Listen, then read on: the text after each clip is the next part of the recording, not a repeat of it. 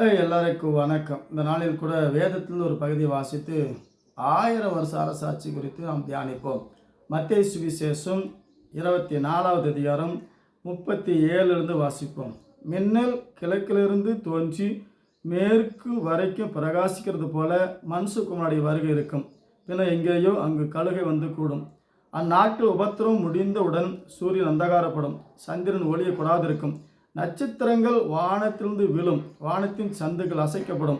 அப்பொழுது மனுஷகுமாருடைய அடையாளம் வானத்தில் காணப்படும். அப்பொழுது மனுஷகுமாரன் வல்லமையோடு மிகுந்த மகிமையோடும் வானத்தின் மேகங்கள் மேல் வருகிறதை பூமியிலுள்ள சகல கோத்திரத்தாரை கண்டு புலம்புவார்கள்.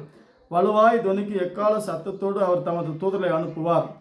அவர்கள் அவராலே தெரிந்து கொள்ளப்பட்டவர்களை வானத்தின் ஒரு முனை மட்டும் முதல் கொண்டு மறுமுனை மட்டும் 4 திசையிலும் கூட்டி சேர்ப்பார்கள். ஆகவே தேவன் எப்போ வருவார் என்று வேத பகுதியில் அவரே சொல்லியிருக்கிறார். மின்னல் கிழக்கிலிருந்து தோன்றி பிரகாசிக்கிறது போல மனுஷகுமாரன் அடையாளம் வரும். 1000 வருஷ அரசாட்சியில் எப்படி வருவார்?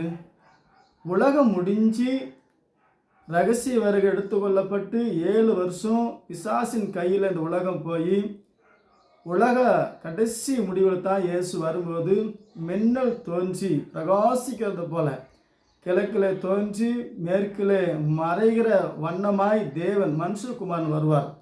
இயேசு கிறிஸ்து இந்த உலகத்தில் வந்து நம்மளை மாதிரி இருந்து மாம்சத்தில் அல்லது மகிமையில் எந்த காலத்திலும் அப்படி இருப்பதில்லை. அப்படி இருப்பதற்கு வாய்ப்பு கிடையாது. இயேசு கிறிஸ்து சொல்லும்போது 1000 வருஷ அரசாட்சியில் கிறிஸ்து நமக்குள்ளே இருப்பதை, நான் பிதாவிலும் பிதா என்னிலும் நீங்கள் என்னிலும் நான் உங்களிலும் இருப்பதே அந்நாளில் அறிவீர்கள். 1000 வருஷ அரசாட்சியில் கிறிஸ்து நமக்குள்ளே இருந்து சொன்னதெல்லாம் வாய்க்கும்.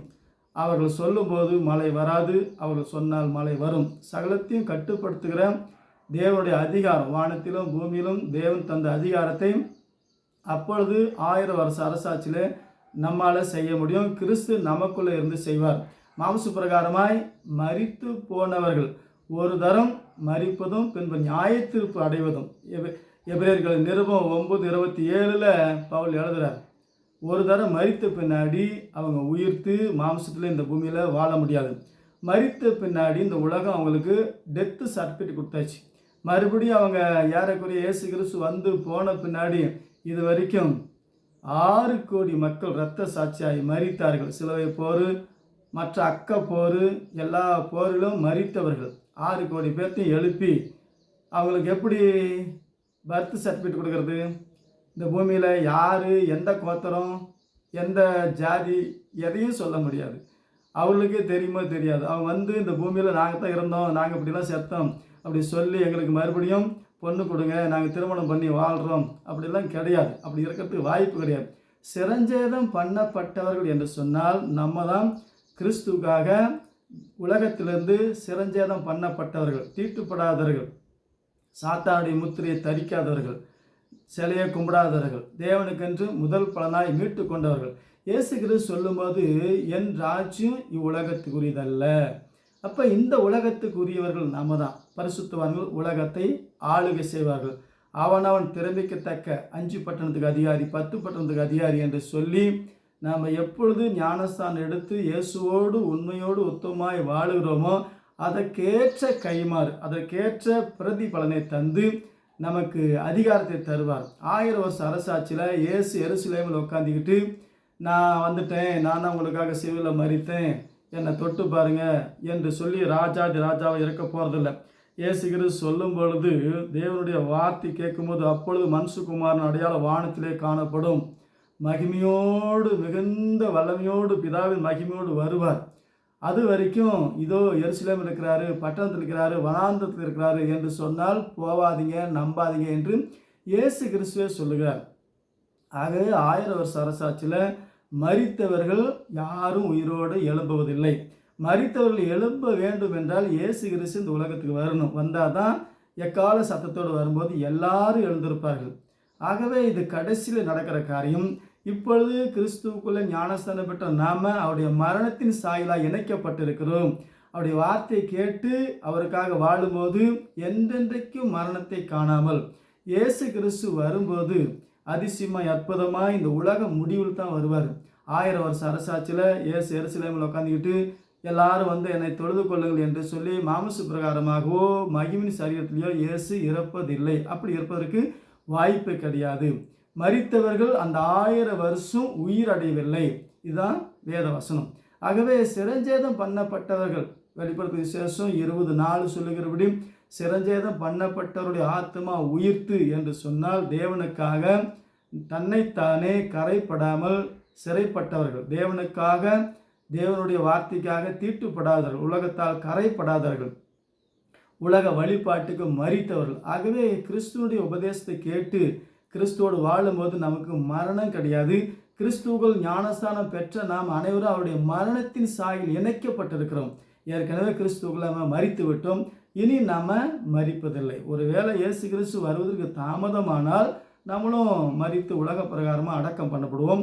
ஆனால் நம்ம உயிரோடு எழுந்து மறுபடியும் இந்த பூமியில் 1000 வருஷ அரசாட்சியில் நம்ம இருக்க. செத்து போனவங்க மரித்து போனவங்க யாரும் 1000 வருஷ அரசாட்சி இருக்க மாட்டார்கள்.